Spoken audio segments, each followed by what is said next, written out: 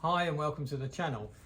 Just a few words of introduction to this particular video because things did get a little bit complicated. I actually started recording in March of this year and we are now in August, and it took me that long to put everything together, mostly because I was waiting for parts to arrive, and secondly because the general thing of life gets in the way, and sometimes I just wasn't around to do any work on the bike. Please bear with me in the edit on this because it was my first attempt at a video and it is a little bit disjointed, but I have done my best to try and make it flow in a chronological order. The other thing about the timeline regarding this video is that the engine rebuild actually happened during COVID in 2020. I got the engine back from Floydie in 2021 and I just basically hung everything in the frame just to make sure that I didn't lose any pieces, and then the bike sat like that for 2 years or so before I actually got back round to putting it back together properly. I'm using it as a bit of an excuse actually for some of the dead ends that I went down in trying to get this thing back on the road. Anyway, I hope you enjoy the video. I hope you find it informative. And bear with me as we enter this nightmare world. Hi, welcome to the channel and a video on my RD250D. As you can see from the opening pictures, the engine has been out and been off for a full rebuild at Floydie Racing. One or two pictures from John during the rebuild. Complete pistons, rings, rebore, new bearings, new seals, the whole works. Now what we have to do with the engine back in the frame is get the thing running again.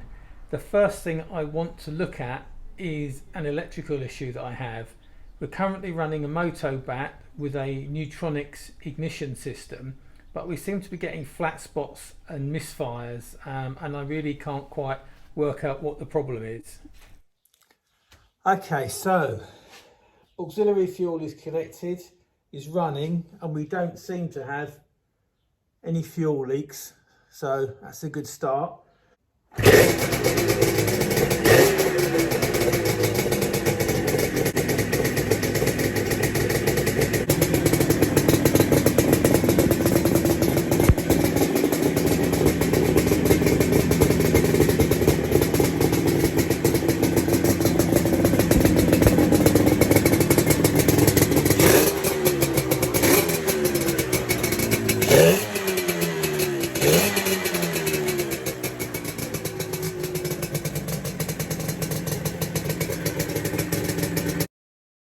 So after having the bike running up on the workbench, I took it out for a little ride, and it wasn't very happy at all. The misfire got worse. We went down to one cylinder partially. So I brought the bike back up on the workbench and took a look at the battery. It definitely drained, and so I put it onto charge and it wasn't happy having a charge. I mean, the battery is quite a few years old actually. So now we're a few days later and a new battery has arrived, another Moto-Bat, and that is installed, and we're going to see if that makes any difference. But I have to say I am worried about the electrical system in general and a potential issue of it not charging. So I've uncovered a huge mistake. I'd forgotten to reconnect these two wires here. There are 4 wires. These are the other 2 that go to the coils, and the Neutronic system doesn't require these, and in my haste or just plain forgot, I left all 4 wires off. So I've reconnected those wires to the brushes, brought them back round and connected them back up to the block, and we're going to reconnect the ignition system and the electrics and go for a start and see what kind of electric we get. The engine isn't running very well, but we're producing huge amounts of electricity. So much so, I've had to put a car light bulb, 55, 65 watt one in the front. But the engine isn't running very well. Well, I'm absolutely delighted that we're producing lots of electricity. It does, however, point to the fact that the old regulator rectifier, could be no good. If we're producing electric and blowing all the bulbs, it kind of points in that direction, Well, I think anyway. What I have got is this Electrics World integrated system that I got from Yambits, and also a very nice aluminium mounting plate for it, which I'll put on there. However, this system expressly says that it needs a lead acid battery, and I'm not sure whether the Moto battery is lead acid. I sound a bit ignorant there, but I didn't want to take the chance, so I've brought another battery, a lead acid one, to go on. We'll mount this system up and see how we go. Neat looking installation. Let's go for a start. Let's go.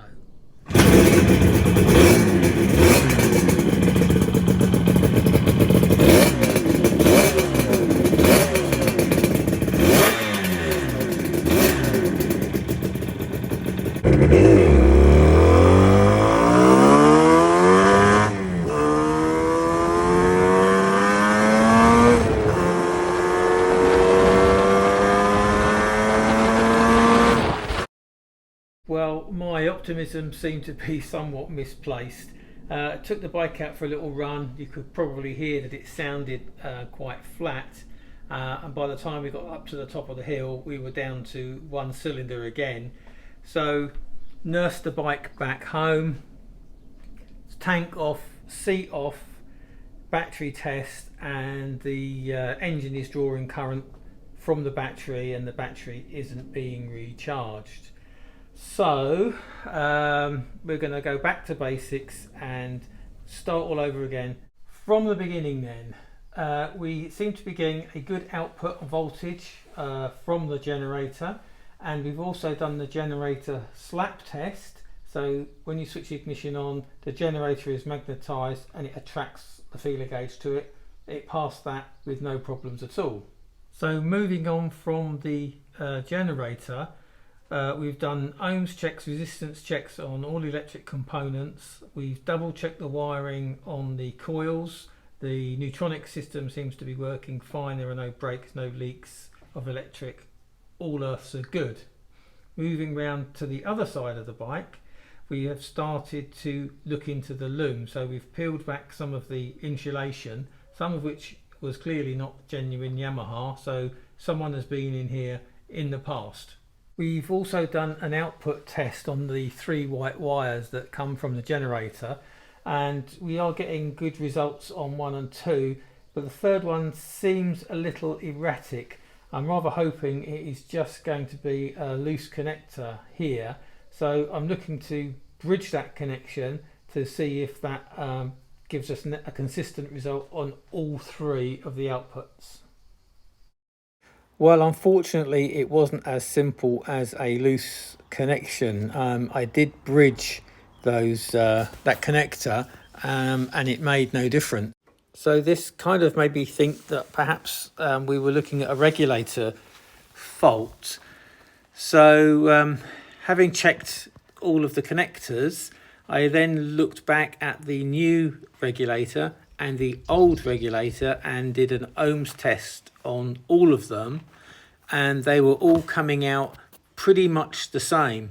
So this is becoming a little bit of a tedious process. So the next thing to do, I think, is to look at the loom, look at what has been done in the past, make sure that where connections are made, they are the correct connections, and that where we have found these sort of soldered joints, that they are properly insulated and that we're not getting any positives to ground or any issues like that. I'm satisfied now that the loom is okay and intact and have repaired the butchering. I've now turned my attention back to the generator because we're still not getting any charge to the battery. Having looked at the brushes here, having taken the stator cover off, I can see that one of the brushes isn't making contact with the rotor. So I've replaced the brushes with new ones, soldered them into place, cleaned up all the contacts, and let's see if that makes any difference. Look at the voltage.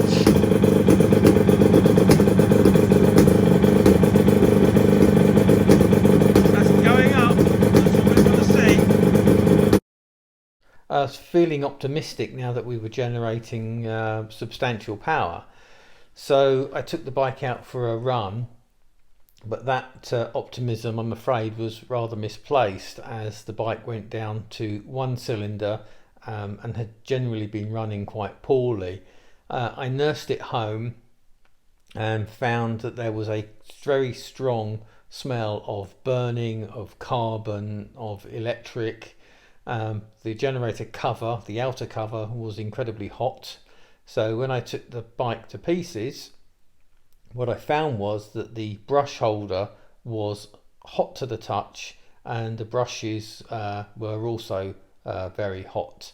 I took the brush holder off and found that so much heat had been generated that it had actually deformed, and I began to wonder whether the aftermarket brushes that I'd put in, which were considerably longer than the standard ones that I took out, had actually put too much pressure on the rotor, generated a huge amount of heat, and actually melted this kind of Bakelite material that is the brush holder. Well, that was now toast, and I'm now stuck, as I can't run the bike without this brush holder. New old stock Yamaha brushes and brush holder installed. So we're back in the garage, and the new brushes didn't make any difference. We're still only getting 8 volts output on the alternator generator here, and the battery level is at 11.6 and going down, so it's definitely not the brushes, it's the generator. It's burnt out completely. In fact, I'm recording this video after I'd re-insulated the wires here, can you see? So it's completely burnt out. So I think the whole problem, everything really on the ignition side, stems from this one issue, is that the generator was faulty on its way out, and now it's finally burnt out completely. So it looks like the only way forward is a vape system. So thanks very much for watching. I hope you found the video useful, even if it was a little frustrating. The next video will be installing the vape system right here. See you in the next one.